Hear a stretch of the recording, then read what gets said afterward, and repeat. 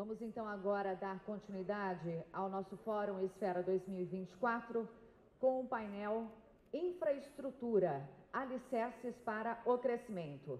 Esse diálogo tem o patrocínio da Cedro Mineração. Ao meu lado, vamos aplaudir a jornalista Amanda Klein, que fará a mediação desse nosso próximo painel. Convido também para subir ao palco Miriam Belchior, secretária executiva da Casa Civil. Silvio Costa Filho, ministro de Portos e Aeroportos do Brasil. Renan Filho, ministro dos Transportes. E Lucas Calas, da Cedro Mineração. Peço uma vez aos convidados, por gentileza, que se posicionem nos assentos de acordo com as respectivas fotos. Sejam todos muito bem-vindos. Amanda, passo a palavra para você. Obrigada, Vanessa. Bom dia a todos. Bom dia, ministro, secretária, Lucas. É um prazer tê-los conosco hoje. Ainda bem que temos dois ministros e uma secretária aqui doidos para responder ao painel anterior. Secretária, vou começar com a senhora falando sobre PAC. Vamos tentar fazer duas rodadas de perguntas. Eu começo com a secretária, vou seguindo a ordem. Tentemos ser concisos e a gente volta para uma segunda rodada. Secretária, a senhora ajuda a comandar um PAC que prevê, o PAC 3 prevê 1,7 trilhão de reais em investimentos, né? Só que muitas obras dos PACs 1 e 2, dos últimos governos petistas, estão inacabadas. Segundo o TCU, o PAC 1 teve conclusão de 9% das obras, o PAC 2 foi melhor, 26% das obras. O que garante que dessa vez será diferente? Em termos de projeto executivo, análise custo-benefício, modelagem de contrato, sem sobrepreço. E aí aproveito para perguntar à senhora também um pouco sobre essa visão, duas visões de nação, né? No painel anterior a gente colocou uma visão de nação em que o desenvolvimento deve ser liderado pelo setor privado. E esse governo tem uma outra visão de nação, entende que o desenvolvimento econômico e social deve ser liderado pelo poder público. Em primeiro lugar, queria dividir aqui em duas partes, então, como a sua pergunta também foi. Então, em primeiro lugar, acho que se pega um dado equivocado do PAC, que é o número de obras e não o valor que foi investido. Nós investimos no PAC 1 82% dos recursos previstos para 4 anos e no PAC 2 98% dos recursos. Por que tem essa diferença tão grande de percentuais? Porque o PAC tem desde pequenas obras de R$1 milhão até obras estruturantes de centenas de milhões ou de bilhões de reais. Do meu ponto de vista, a melhor maneira de aquilatar a eficiência do PAC é olhar a sua execução, a execução dos recursos previstos. Eu não posso comparar pequenas intervenções sanitárias, por exemplo, de R$1 milhão, com a obra de rodovia, de ferrovia, de portos, de aeroportos e de energia. Então, me parece que essa abordagem da quantidade não é a régua mais adequada para medir a eficiência do PAC. Nós temos, para o PAC, um sistema robusto de monitoramento para enfrentar as dificuldades de execução, tanto das obras públicas quanto das obras privadas, né, dos investimentos privados, melhorando o ambiente de negócios, garantindo mudanças da legislação que permitam uma execução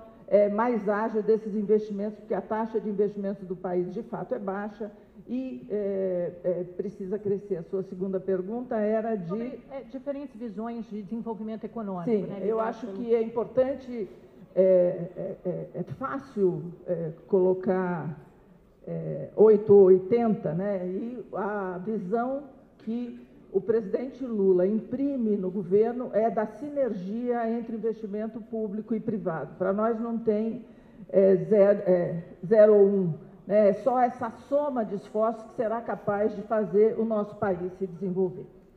Secretário, só para continuar nesse sentido, é porque no painel anterior houve muitas críticas ao que eles chamaram de sanha arrecadatória do governo, uma vontade de morder do bolso do setor produtivo, de quem produz, de quem gera emprego e renda.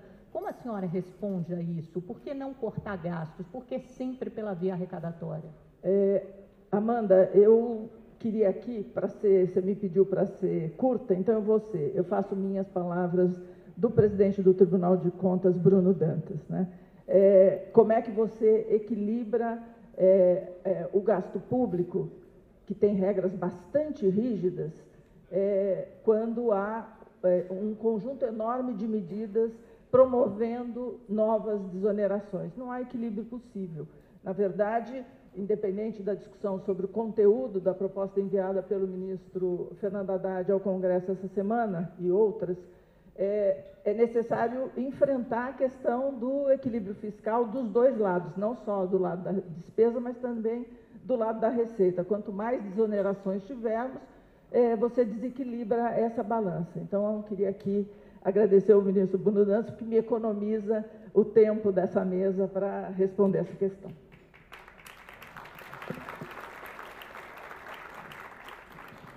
Ministro Renan, desses quase 2 trilhões do PAC 3, a sua pasta fica com cerca de 300 bilhões de reais, né, para transportes.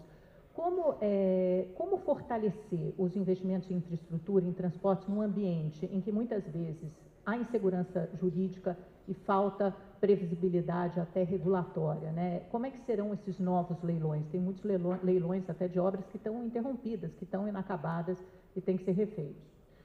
Olha, eu queria primeiro saudar a Miriam, saudar o Lucas, saudar aqui o ministro Silvio, agradecer a Esfera pela oportunidade, lhe dar um abraço, Amanda. Dizer que, só para entrar um pouquinho no debate anterior, que eu acho importante, o painel anterior tratava da visão de uma nação, né? Depois foi adicionada mais uma palavra, de uma nação distorcida.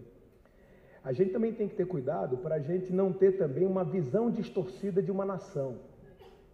Às vezes não é só a nação que é distorcida, esse país é uma potência de crescimento econômico.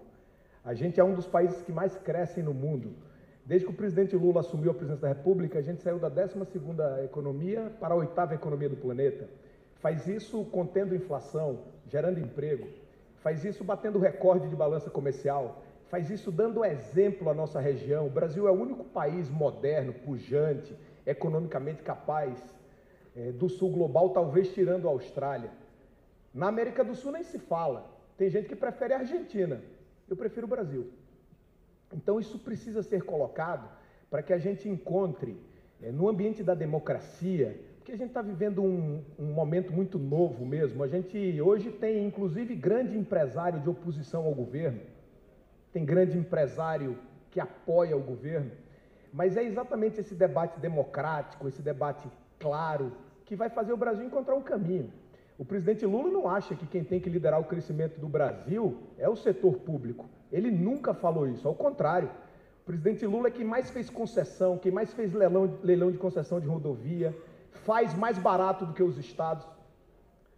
Então, leilão de São Paulo, de Minas Gerais, o cidadão paga o dobro da tarifa e a rodovia recebe menos investimento do que as rodovias do governo federal. Então, esse debate ele precisa ser um pouco mais profundo para a gente dialogar com a realidade. Agora, do ponto de vista do investimento, o grande segredo é somar esforços. O investimento público, ele cresce com o arcabouço fiscal. O teto de gastos do governo anterior transformou o Brasil no país que menos investe os seus próprios recursos do mundo.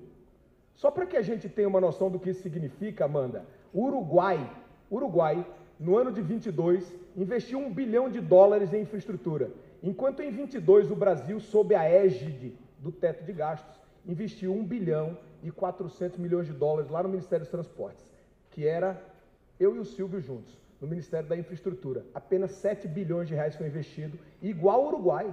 O Uruguai tem a mesma população de Alagoas, uma área um pouquinho maior do que o meu estado.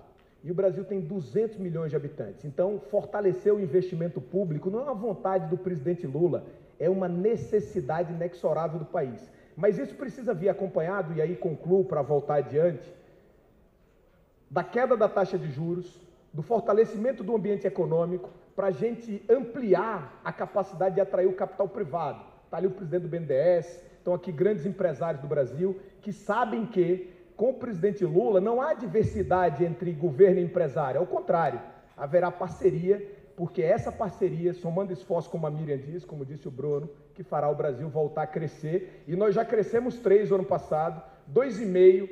Ontem eu recebi lá no Ministério dos Transportes o embaixador da Itália, que estava triste, porque o Brasil superou a Itália em PIB. E eu falei para ele, ô embaixador, mas não fique triste, porque não tem como a Itália ficar na frente do Brasil em PIB, com a população muito mais velha do que a nossa, menor do que a nossa, e com o tamanho que a Itália tem. O Brasil é um continente, é uma potência. Alguém disse aqui no painel anterior, se soltar as amarras da nossa economia, ela dispara. É isso que vai acontecer quando a gente cumprir as metas do arcabouço fiscal. Nós temos que construir juntos para cumprir essas metas. Não é fácil cumprir meta só arrecadando, mas também é muito importante que quem sugere outro caminho, que diga assim, qual é o caminho para cortar gasto no Brasil? Eu só vejo uma colocação quando converso com muitos dos grandes empresários do país, que é fazer uma reforma administrativa. É uma ideia legal, é bonito falar isso. Só que reforma administrativa não corta gasto do presente, só do futuro, porque no Brasil tem uma premissa que chama-se direito adquirido, que a nossa Constituição não permite retirar direito do trabalhador que está trabalhando agora. Então, assim, quais são as soluções para a gente cortar gasto? Vamos debatê-las, porque senão a gente vai ter que cortar na carne, que é retirar privilégio, como disse o Bruno, a fim de construirmos um condomínio mais equilibrado. Que quem mora na cobertura tenha um pouquinho de paciência, porque tem quem mora no primeiro andar e ouve a buzina do ônibus, o parar do carro e o passar das pessoas na rua. Ministro Silvio, é sempre um equilíbrio muito tênue, né? O ministro Renan, por exemplo, falou de equilíbrio fiscal, a gente tem que cumprir as regras do arcabouço fiscal, mas muita gente do mercado e mesmo no empresariado está achando que essas regras, que essa meta fiscal está mais distante. Né? Houve mudança na meta fiscal e desde então a taxa de juros, a Selic, em vez de terminar o ano em 9,5%, provavelmente vai terminar o ano em 2 dígitos, então também até aquela necessária flexibilização do ciclo monetário talvez fique mais distante. Eu quero que o senhor se posicione sobre isso e também falar um pouco sobre a sua área de portos, né, porque a gente tem leilões para acontecer em agosto, houve um pequeno atraso por causa da chuva, são 3 terminais em Recife, tem no Rio de Janeiro, Rio Grande do Sul, enfim, tem uma agenda extensa aí de mais de 30 leilões nesses próximos 3 anos. Queria que o senhor explicasse, mapeasse um pouco isso e falasse do impacto na economia. Olha, primeiro, bom dia a todos. Eu quero cumprimentar o nosso João Camargo, a Camila Camargo, em nome de todos que fazem Esfera, cumprimentar a ministra Miriam e todos que fazem o governo do presidente Lula, saudar Lucas em nome de todo o setor produtivo nacional e dizer da alegria de poder participar desse momento, porque eu acho que é muito importante a nossa geração cada vez mais debater o Brasil. E eu digo sempre que um dos principais pilares da democracia é a responsabilidade fiscal, é a preocupação com o gasto público. E eu não tenho dúvida que essa tem sido também uma preocupação do governo do presidente Lula. É importante que a gente faça uma reflexão que nesses últimos 10 anos nós tivemos aí mais de 700 bilhões de desonerações. Lógico que algumas desonerações são importantes, são saudáveis, mas muitas delas são contraproducentes e termina retirando dinheiro do investimento público que gera emprego e gera renda. Segundo, é importante que a gente faça uma reflexão. Quando o presidente Lula assumiu o governo, a gente observa o cenário da economia brasileira para 23. O mercado financeiro, eu lembro, a XP, BTG, Febraban, entre outros, precificavam um crescimento no Brasil de 0,8%, era o máximo. E houve um erro de avaliação, tanto é que nós terminamos o ano com um crescimento de quase 3% do PIB. E vamos crescer esse ano mais de 2%. Quando o presidente Lula assumiu o país, o risco Brasil era de mais de 200 mil pontos. Terminamos o ano com risco país de 130 mil pontos. Quando o presidente Lula assumiu o governo, a taxa de desemprego no Brasil era 9%. Nós terminamos o ano de 2023, e agora o primeiro trimestre, com a menor taxa de desemprego do país, segundo o CAGED, em 7,4%, com mais de 100 milhões de carteiras assinadas. Terceiro ponto importante que cabe uma reflexão, o crescimento da renda da população. Porque lógico que é importante a gente dialogar com o setor financeiro, com o setor produtivo, até porque eu sou um defensor da Agenda Brasil e sou um defensor da parceria público-privada, sou defensor da inclusão do setor produtivo na economia, isso é fundamental. Mas o poder de crescimento do consumo faz com que a gente tenha um crescimento no setor terciário, na indústria, no setor de serviços, tanto é que o setor de serviços, pelos últimos 8 anos, cresceu agora 4%. Por que é que eu estou colocando isso? Porque eu acho que falta muitas vezes uma comunicação ou, de certa forma, uma reflexão de todo o esforço que está sendo feito. E eu quero me ater, ministro Renan, meu professor lá dentro do prédio do Ministério, meu amigo, que eu tenho muita admiração, mas eu quero fazer até um debate, que eu dialogo bem com o nosso governador Tarcísio. Quando a gente assumiu o Ministério, que ele teve a oportunidade de liderar, vou dar um dado a vocês. Sabe quanto o governo federal, nos 4 anos do governo passado, investiu de recursos públicos? 650 milhões de reais. Terminamos o ano de 2023 com investimentos de mais de 1 bi e vamos terminar o ano, governadora Fátima, com investimentos de 2 bilhões de reais só de investimentos públicos, só na área de porte. Vamos fazer uma reflexão na área de investimentos privados. O último ano do governo passado, liderado pelo meu governador, que eu tenho apreço, o governador Tarcísio, o setor produtivo investiu 3,5 bi, um investimento privado no Brasil. Vocês sabem quando nós terminamos o ano passado de 23, com 8 bi, e esse ano o setor privado brasileiro vai investir mais de 10 bilhões de reais. Certa feita, quando eu assumi, teve olha, mas o governo tem preconceito com o privado. É verdade, do 1,7 tri do PAC, liderado pelo ministro Rui, pela ministra Miriam, mais de 800 bilhões de reais é com o setor privado, dialoga com essa agenda econômica. Então, a maior parte do PAC é privada. Então, esse debate progressista, esse debate, de fato, que a gente tem que fazer com a sociedade brasileira. Quem estiver apostando que o Brasil vai dar errado, vai errar. Esse Brasil vai dar certo, o Brasil vai voltar a crescer, vai voltar a gerar emprego, vai voltar a gerar renda, o povo vai voltar a ser mais feliz, o pobre que está lá no Nordeste brasileiro vai começar a dar danoninho para o seu filho, vai voltar a comprar uma moto. E vou dar aqui 3 exemplos, ministro Bruno, importantes.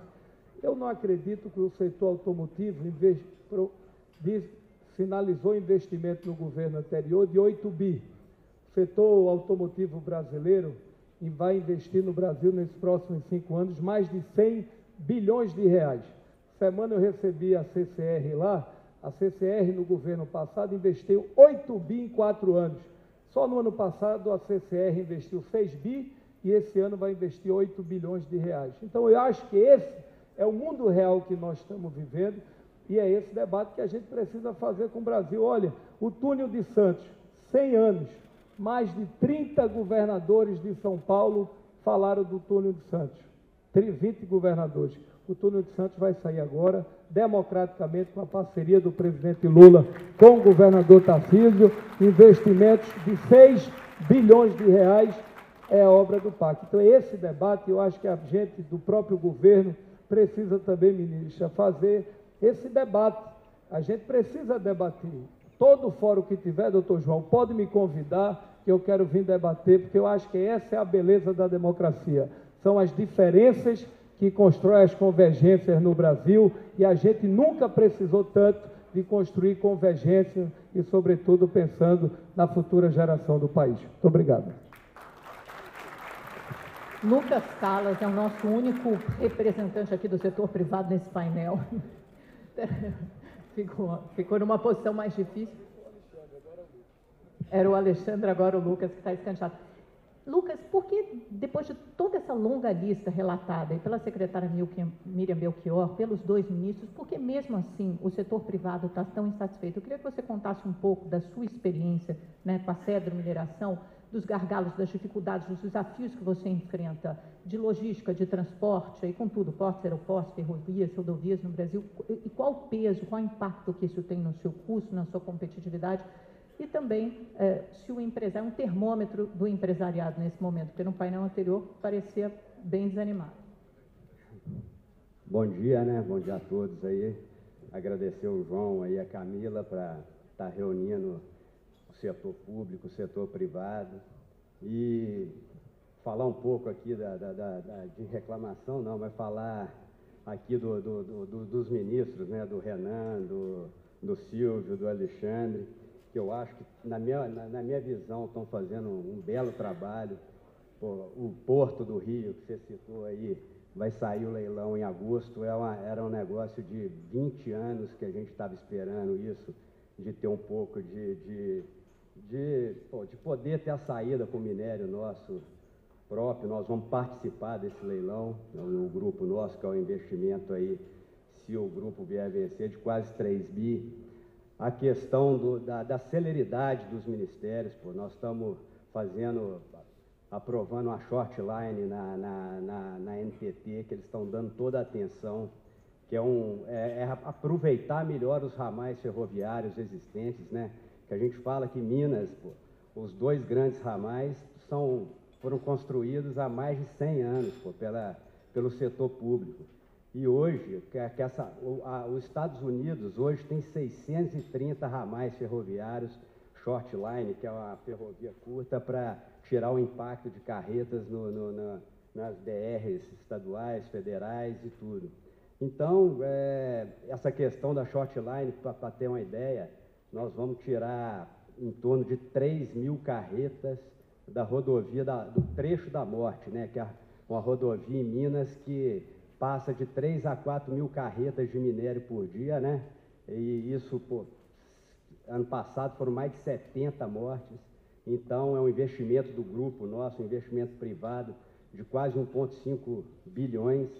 Nós vamos tirar 40 mil toneladas de carbono da atmosfera.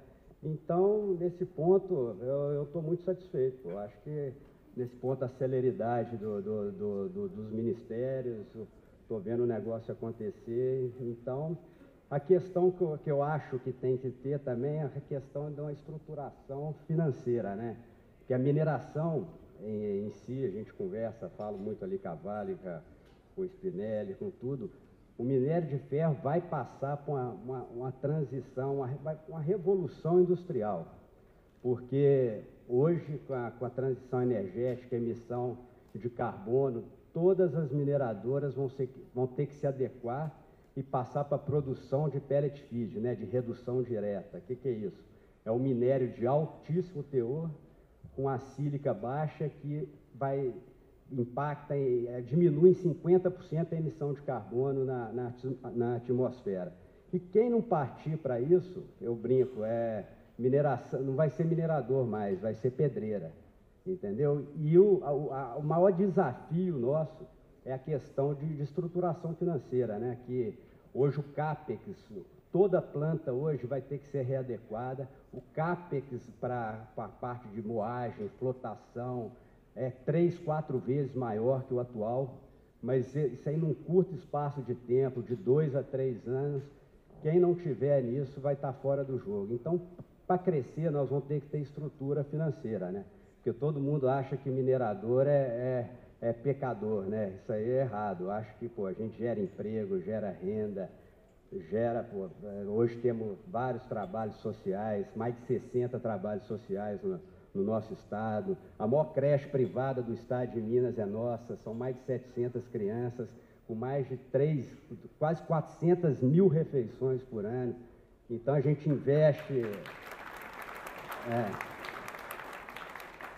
investimos muito nas comunidades, isso que eu falo, o que para a mineração é o que? É meio ambiente e comunidade. Então, a preocupação nossa empresa cresceu com essa determinação de tratar bem a comunidade, de tratar bem a parte social. A gente fala, todo mundo fala na matéria que queria trabalhar na Cedro, né? Porque ano passado nós pagamos 12 salários de bonificação para todos os funcionários da empresa, da faxineira ao diretor, a todo, até que eles nem bateram a meta, mas o empenho deles foi tão grande. Então, por isso que a empresa cresce, a empresa prospera.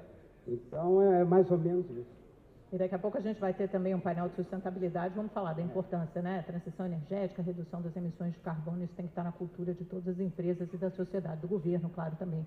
Secretária Miriam, acho que foi o ministro Renan, se não me engano, falou uma coisa muito interessante, que ele falou assim, a maior parte do PAC é privado, né? E quando a gente fala do PAC, a gente sempre tem sempre a sensação de recursos públicos, mas o Estado nem tem tantos recursos assim, quase 2 trilhões para gastar sozinho, ele precisa da parceria do setor privado, né? PPPs, concessões, etc.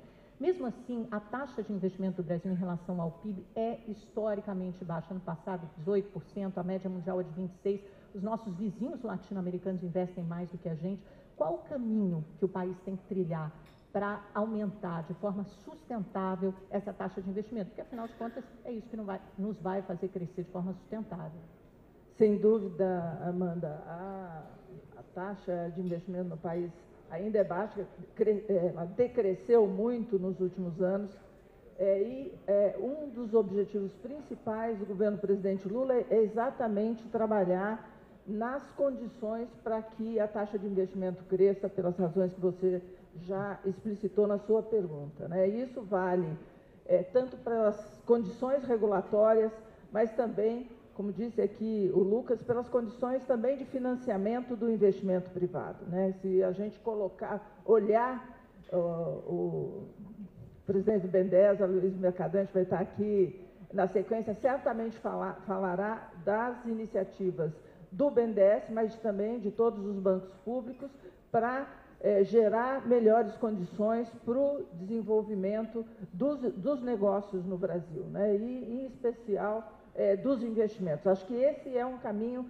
apontado durante o ano de 22. Eu fiz inúmeras, centenas de reuniões com os vários setores, especialmente de infraestrutura, mas não só, para identificar o que, do ponto de vista dos empresários, eram os principais gargalos a serem enfrentados em cada setor. Então, tanto as medidas institucionais, enviamos um conjunto de medidas para o Congresso Nacional, exatamente para gerar essas melhores condições. Estamos trabalhando muito fortemente, né, para uma regulação mais eficiente que permita, né, que incentive o investimento privado, e outra medida essencial é a questão do crédito. Eu acho que esse conjunto, né, de condições são fundamentais para a confiança do setor privado investir. Acho que o ministro Silvio apontou aqui um conjunto de informações sobre indicadores claros de que esse rumo é o rumo correto,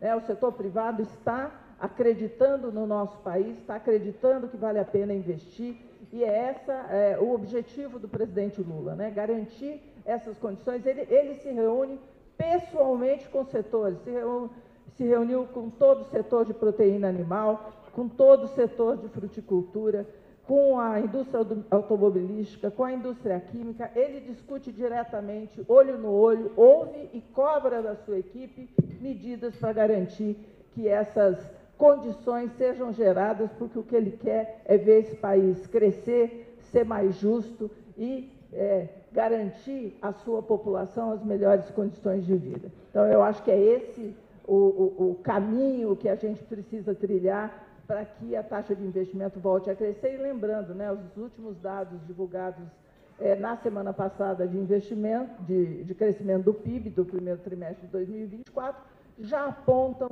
um crescimento do investimento de 4% em relação ao último trimestre do ano passado. Ou seja, eu acho que esse caminho está sendo bem trilhado, eu acredito que estamos no rumo certo. Ministro Renan, esse caminho também passa por investir sempre, né, em logística, em transportes. Quais são os planos para o setor da ferrovia, né? Porque a gente pensa em investir, você aumenta a competitividade das empresas, você reduz a emissão de carbono, e aí tem uma série de ferrovias aí nesse pipeline que são importantes, mas todas elas têm probleminhas, tem várias ressalvas, né? Dependendo do trecho que está em obras. Tem a FICO, que é a Ferrovia de Integração Centro-Oeste, a FIOL, de Integração Oeste e Leste, que são fundamentais para o agronegócio. Tem que avançar na Ferrovia Norte-Sul, a Transnordestina tem um ramal de swap, ainda tem a Ferrogrão, né, que enfrenta uma série de entraves jurídicos, está no STF, tem uma questão de sustentabilidade econômica e ambiental. Então, conta para a gente um pouquinho desse mapa. A Transnordestina, para começar por ela está andando aceleradamente, é uma obra que faltam 7 bilhões de reais para ser concluída, né, está aplicando 1 bilhão de reais por ano, ou seja, é um investimento muito grande, privado, é um dos exemplos de obra do PAC de investimento privado, está aplicando 1 bilhão de reais por ano, obra fundamental para ajudar o Brasil. A FICO, uma outra ferrovia feita pela Vale, pela empresa Vale, é um investimento cruzado, privado também, para fortalecer a infraestrutura nacional. A FIOL é um outro investimento privado e com parceria do poder público. Foi feito pela BAMI, em parte, e pelo poder público. Agora nós estamos construindo o corredor FICO-FIOL, que é para criar a condição para escoar a produção do Brasil Central de grãos e também de minério por um novo corredor que sairá lá em Ilhéus, até Caetité, na Bahia, vai até Mara Rosa, em Goiás, de Mara Rosa a Água Boa, no Mato Grosso, e de Água Boa até Lucas do Rio Verde, no coração da soja. Uma ferrovia capaz de, com a Norte-Sul, fazer uma cruz ferroviária no país, estruturante, a fim de que todas as outras ferrovias possam se integrar a ela, ou a outras ferrovias existentes, como a Rumo Malha Paulista, como a MRS, que na verdade foi um pouco isso que o Lucas falou aqui, né? Pequenas ferrovias, short lines, podem se integrar à malha estruturante. E esses investimentos são todos 100% privados. O Brasil é o país que mais oferece ao pipeline de projetos internacionais investimentos viáveis em infraestrutura. Não é à toa que o Fundo Soberano Saudita, o Fundo Soberano de Singapura, que os grandes fundos de investimento como Pátria, como Perfin, são os grandes arrematadores dos leilões de infraestrutura hoje no Brasil. Tudo isso com capital privado. Nós fizemos, aí o Brasil, Amanda, me permita só rapidamente dizer isso. O Brasil é uma criança em concessão de rodovias, por exemplo. Começou a conceder rodovias lá no final do século passado, 97, 98. De lá para cá, nós fizemos apenas 24 concessões. Só que, como houve uma curva de aprendizado, porque o Brasil é jovem nisso, como disse, muitas dessas concessões estiveram paradas há anos. Certamente tem muitos cariocas aqui que sabem bem o que significam as obras da BR-040 na subida da Serra de Petrópolis, paradas desde 2017 e sem ser levada a leilão. Então, assim, isso que o Silvio colocou é muito importante. Tem gente que fala que vai atrair investimento, que vai garantir investimento, mas o fato é que ao longo dos últimos anos o Brasil virou um canteiro de obra parada. Você citou aí um exemplo do PAC, a Miriam lhe disse assim, o PAC entregou 10% de obras aproximadamente em um deles ali, mas aplicou 90% dos recursos. Por que isso ocorre? Porque quando a pessoa quer fazer a contabilidade com o enfoque que você deu, Amanda, que certamente não foi a sua vontade, mas você leu isso. Não, são números do TCU, né? Números do TCU, mas o enfoque é esse. Por quê? O TCU considera, por exemplo, a obra da BR-101 inacabada. Porque a BR-101 ela tem 1.200 quilômetros lá no Nordeste. E ela está inacabada porque tem um trecho na Bahia e um trecho em Sergipe, que totalizam aproximadamente 200 quilômetros que não foram duplicados, mas 1.000 quilômetros foram duplicados. Então, obviamente, aquela obra não é uma obra inacabada, porque as pessoas estão utilizando a duplicação da BR-101 em Alagoas, em Pernambuco, no Rio Grande do Norte, da governadora Fátima, que está ali, na Paraíba. Mas se você quiser contabilizar como obra 100% concluída, realmente ela não está 100% concluída. O que não significa dizer que ela não está em uso para as pessoas. Então, quando a Miriam deu um outro enfoque, que foram X% de obras 100% concluídas, entretanto o plano aplicou 90% dos recursos, é um olhar completamente diferente desse, e é por isso que é muito importante a gente, independente se a gente prefere feijão ou arroz, se a gente prefere o Flamengo ou o Vasco, eu, por exemplo, prefiro o Botafogo, né? Todos nós aqui entendemos que precisamos aumentar investimento, e não dá para aumentar investimento sem o país poupar mais. E um país que poupa precisa garantir lucro à iniciativa privada para que a iniciativa privada possa poupar e renda para o cidadão. Eu até concordei com muito que o Rubens Ometo colocou aqui na fala dele. Uma cabeça brilhante, uma pessoa que eu me espelho, trajetória incrível, grande empreendedor, visionário. Eu só discordei de uma coisa, Rui, quando você disse assim, que uma família que ganha R$2.000 e tem dificuldade de viver dentro da sua própria renda, tem a mesma dificuldade de uma de 50. Isso não é verdade. Obviamente, o sujeito, para botar as suas despesas dentro de R$2.000 é duro. Botar dentro de 50, talvez também seja duro, mas não é tão duro quanto uma pessoa que ganha um salário mínimo. Então, para o Brasil investir mais, tem que fortalecer o lucro, por um lado. E isso o governo procura fazer. E, por outro, tem que fortalecer a renda das pessoas, porque com mais renda, mesmo aquele que ganha um pouquinho menos pode poupar. Ministro Renan, o ministro Silvio, o seu melhor amigo de ministério, o ministro Renan, só deixou 2 minutos. Então, por favor, suas considerações finais. Depois vocês discutem isso entre vocês, não tem problema. Suas considerações finais. O senhor rapidamente vai ter que dividir com o Lucas, tá? O ministro Renan fica no mesmo prédio que o nosso, mas, de fato, quem cobra muito e com dever de justiça é a nossa ministra Miriam. Certa feita eu estava em casa, cheguei por volta de 12h30, aí 1h da manhã chega uma mensagem da ministra Miriam. Silvio, você está dormindo? Eu disse, não, ministra, eu estava esperando a sua mensagem. Mas isso foi por uma boa causa. Não, eu estou primeiro cumprimentar a governadora do meu estado, a governadora Raquel Lira, dizer do desafio que nós temos pela frente, né? Nós vamos fazer um conjunto de leilões no Ministério nesses próximos 3 anos, 35 leilões, sobretudo com foco em granéis sólidos, granéis líquidos, para a gente poder ampliar ainda mais a descentralização portuária do Brasil. Hoje, 30% da corrente de exportação do país está em Porto de Santos, já chegou a ser quase 40%. A gente está trabalhando fortemente para dar uma atenção especial, essa é a orientação do presidente Lula, que está aqui vizinho. A maior obra do PAC, o Túnel de Santos, 6 bilhões de reais.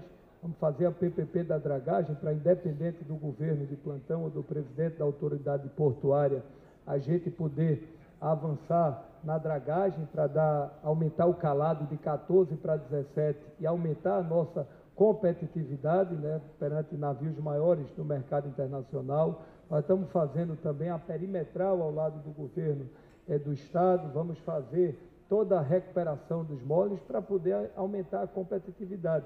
E aqui, vizinho, uma obra que passou 4 anos sem sair do papel, tem alguns que são aqui de Santos, que é o aeroporto do Guarujá. A obra está em andamento e a gente espera que a gente possa entregar em breve. Por que eu estou colocando isso? Que a gente está estruturando o Porto de Santos, mas a gente quer ter um olhar para os demais portos no Brasil. A gente tem uma cartela de investimentos no PAC hoje, privados, de quase 60 bilhões de reais de investimentos. Não só em Suape, mas investimentos não só em Santos, mas no Porto de Suape, no Porto de Itaqui, no Maranhão, no Porto de Pecém. A gente está trabalhando fortemente em orientação da Casa Civil, ao lado do ministro Renan, para ter um olhar para o Arco Norte, o Porto de Itajaí, o Porto de Ibituba, toda aquela região do Amazonas, porque aquilo ali vai ser, sem dúvida alguma, um instrumento importante para o desenvolvimento do Brasil.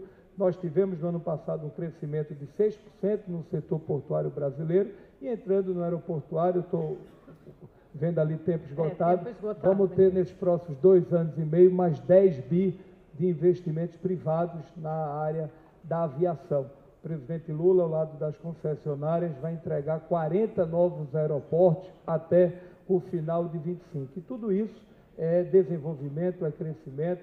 A gente está trabalhando, vamos viabilizar o STS-10 aqui em Santos, que é fundamental para a competitividade. Vamos trabalhar para colocar na ordem do dia, e eu tenho falado muito pelo papel da Raízen também no combustível verde, o combustível da aviação. Então, tem muita coisa boa para o Brasil. Tem muita coisa boa para o Brasil. Bom, gente, setor público esgotou o tempo. Lucas, você me desculpe, mas muito obrigada a todos vocês pela participação no painel. Vamos para o próximo.